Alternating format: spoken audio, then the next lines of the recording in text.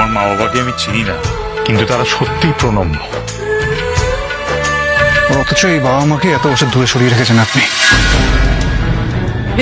শুধু তোমারই জন্য সিরিয়ালে আজকের পর্বে দেখা যাবে রাহি টিনটিনের জন্য পাঞ্জাবি পায়জামা এনে বলে এগুলো পরে একদম খাঁটি বাঙালির বাচ্চা হয়ে তুমি দাদুর সামনে যাবে। রাহুল বলে টিনটিন তুমি যদি মামির কথা না শোনো তাহলে বুঝতে পারবে মামি কিন্তু খুব রাগী, মেরে দেয়। টিনটিন রাহির ভয়ে রাজি হয়ে যায় আর রাহিকে বলে ঠিক আছে তুমি যা যা বলবে আমি শুনবো। তখন টিনটিনকে ভালো করে বর্ণ পরিচয় শিখিয়ে দেয় রাহি।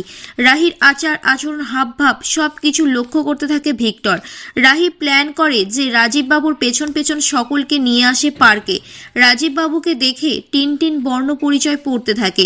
পার্কে এসে এভাবে একটা ছোট বাচ্চাকে পড়তে দেখে এগিয়ে আসে রাজীব বাবু। রাহি বলে এই তো টিনটিনকে নোটিস করছে বাবা, আমাদের প্ল্যান মতো শেষ পর্যন্ত যেন কাজটা হয়। রাজীব বাবু ভাবতে থাকে আজকালকার দিনের বাচ্চারা এভাবে মোবাইল ছেড়ে দিয়ে এখানে এসে বই পড়ছে। টিনটিনের পাশে বসে তারপর রাজীব বাবু বাকি পড়াটা পড়িয়ে দেয় টিনটিনকে।